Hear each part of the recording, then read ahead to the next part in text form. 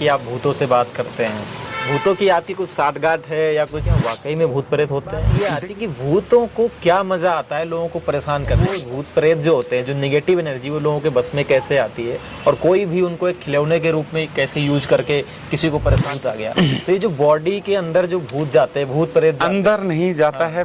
मुझे तंत्र मंत्र आता है और मैं ये नींबू काट के आपके नाम से ये करके आपके लिए फेंकूंगा और आपका बुरा होगा। ताबीज जैसी चीज क्या है, यंत्र जैसी चीज क्या है कि एक कागज का 2100 मंत्रों का जाप कीजिएगा। ओम हनु हनुमंते रुद्रात्मकाय हूँ फट। आप इसका 2100 मंत्र का जाप कीजिए और धागे पे आप वो मंत्र फूकते रहिए और उसके बाद पहन लीजिएगा। या फिर सिद्धि नहीं मिल सकती तो हम फिर क्यों जप करें मंत्र का? और अगर जो करना भी चाहते हैं, जो मंत्र की सिद्धि करना चाहते हैं, तो कैसे करें? क्या ये जो वशीकरण का कॉन्सेप्ट है, ये है भी या लोग बेवकूफ बना रहे हैं? अगर होता है तो कैसे होता है? ये शमशान सिद्धि क्या होती है? यंत्र नाम की क्या चीज होती है? वाकई में ये पावरफुल है? इसको कैसे बनाया जाए? वाकई में वर्क करती है या सिर्फ ये बिजनेस व्यापार ही चल रहे हैं? जो ये कहते हैं, बाकायदा पोस्टर बैनर लगा के ये घोषणा करते हैं कि दुर्गा माता आती है, काली माता आती, या फिर क्या होता है कि कुछ क्षेत्र के जो क्षेत्रीय देवी होती हैं, कुल देवी होती हैं, लोग ऐसा दिखावा करते हैं, खासकर महिलाएं, कि हमारे अंदर इस देवी का स्वरूप आ गया, और वो दावा भी करती हैं इन चीजों का। तो क्या वो झूठ है, पाखंड है, या वाकई में ये चीजें होती हैं? मैंने हनुमान जी की गोदी में बैठ के ये खाया, भगवान जी ने मुझे ये दिया है, या शिव की गोदी में बैठ के मैंने ये किया है। बहुत सारे लोगों ने मुझे कॉल किया है सर। देवी स्वरूप या हनुमान जी या जो भी आता है, गद्दी आसन लगाना, जो भी आप मानते हैं, ये कृपा है। और मैं भी वही मानता हूँ, वो कृपा है जो मैं आसन लगाता हूँ और उसके बाद कुछ नहीं हूँ। उसके बाद व्यवहारिक जीवन में आप मुझसे 10 प्रश्न करेंगे, मैं बताता जरूर हूँ।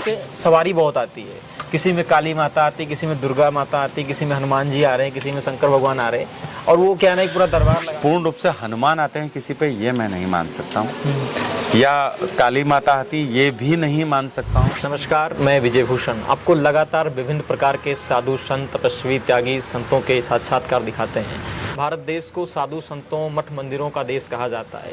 एक तरफ लोग भक्ति भजन में डूबे रहते हैं, तो दूसरी तरफ लोग काला जादू, तांत्रिकों के माया जाल में फंसे रहते हैं। तो आज इसी भूत प्रेत, काला जादू पे बात करने के लिए हम देहरादून के फेमस तांत्रिक कहें या ज्योतिषी कहें या माइंड रीडर कहें या फिर भगवान की विशेष कृपा पाने वाले कहें, ऐसे ही एक फेमस व्यक्ति संजय राणा जी के पास में हैं, और उनसे ही हम बातचीत करेंगे। जो ये समस्याएं होती हैं, काला जादू, जादू टोना, भूत प्रेत की समस्याएं, वशीकरण की जो भी चीज़ें, उन पर बातचीत करेंगे और आपको हम इन चीज़ों की जो समस्याओं का समाधान भी देंगे। सर बहुत बहुत धन्यवाद। तो पहले आपका बहुत बहुत स्वागत है। नमस्कार। धन्यवाद धन्यवाद। आजकल जो लोगों की जेन्युइन प्रॉब्लम है, भूत प्रेत आ गया, किसी ने कुछ करा दिया, कुछ भी नहीं है, अगर बच्चे को बुखार भी आ गया तो कहते हैं पड़ोसी ने कुछ करा दिया गया होगा।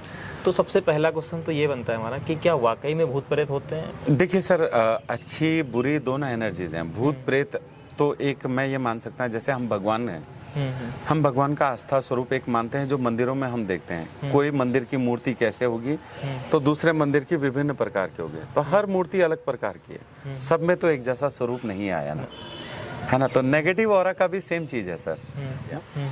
तो बैड एनर्जीज का स्वरूप भी हम ही लोग क्रिएट करते हैं। वो कोई भूत देखता है, कोई पिशाच देखता है, कोई चांडाल देखता है, सबकी अलग सोच है एनर्जी ही। तो वो किस रूप में आप देखते हैं, वो आपके क्रिएट है। हाँ, बुरा होता है कई बार, लोगों का बीमारी और ये सब चीज़ें होते हैं, कुछ ग्रह दोष भी होते हैं, कुछ चीज़ें होती हैं, एनर्जीज आप पे इफेक्ट करती हैं, बट वो सिर्फ इफेक्ट करती हैं। इतने विस्तृत रूप में जाना कि बिल्कुल ख़त्म कर दे, बहुत मुश्किल होता है। हाँ, आपके बहुत ही बुरा समय चल रहा है, यानी ग्रह स्थिति बहुत ही खराब चल रही है, तो और डाउन हो सकते हैं। अच्छा। कहीं ना कहीं हम एनर्जीज को पावर देते हैं, बोलते हैं ना, आस्था भगवान में रखते हैं, तो पॉजिटिविटी बढ़ती चली जाती है। अगर हम नेगेटिविटी में आस्था रखने लगे तो वो बढ़ती चली जाएगी। तो जहां हम उसको पावर अपने सोल से देते हैं, कैसे, मैं बुरा फील कर रहा हूँ और बुरा फील कर रहा हूँ और कर रहा हूँ, तो घबराहट, बेचैनी और बढ़ती जाएगी, और ज्यादा नेगेटिविटी मेरे आसपास क्रिएट होगी। अंधेरे में बैठेंगे ना सर, एक छोटी सी लाइट जलाते हैं तो थोड़ा रोशनी ना बहुत मन को एक सुकून देती है। आपको एक बंद कमरे में कर दूं, अंधेरा हो, आपको सिर्फ एक लाइटर दे दो, आप उसे जलाएंगे, वो उजाला आपको बहुत हिम्मत देता है। तो सोचिए अगर आप उसी को विस्तृत करना चाहेंगे, आप आसपास कोई चीज ढूंढेंगे और उसको जला दें तो पूरा उजाला ही होगा ना। बिल्कुल बिल्कुल। अब सोचिए आप उस लाइटर को देख के भी निराश हो जाए, इससे क्या होगा, इससे तो कुछ दिखाई नहीं दे रहा है, तो बात वहीं खत्म हो गई, आप पूर्ण रूप से अंधकार में ही बैठे रहेंगे। तो वही मैं बोलता हूँ, आस्था बनाए रखिए, भगवान में पॉजिटिविटी में रहिए। नेगेटिविटी एक कुछ समय के लिए आती है, मेहमान की तरह होती है। बोलते ना नेगेटिव मेहमान की तरह है, जितना उसको पूछते रहेंगे, बैठा के रखेंगे, उसका अवभगत करेंगे, वो और बढ़ेगी, वो बढ़ती चली जाएगी, उसका और कुटुंब भी चलाएगा आपके पीछे मेहमान का। और भगवान हवा की तरह दिखाई नहीं देता, मगर हर समय आपकी सांसों के अंदर है। देखिए हम सांस लेते हैं, हमें ऑक्सीजन दिखाई नहीं देती है, हवा दिखाई नहीं देती है, मगर मूल रूप से प्राणवायु वही है। हम जो चल रहे हैं वो भी उसी के दम पे है। तो सोचिए हमने हवा का स्वरूप नहीं देखा है, मगर है तो हमारे अंदर। तो प्रभु ऐसे ही है, हर समय हमारे साथ हैं, किंतु हम महसूस कब करेंगे ये डिपेंड करता है। और नेगेटिविटी को हम हर टाइम ना महसूस करना चाहते हैं और करते भी हैं। जरा सा डर लगा, हम एकदम डर गए, क्यों?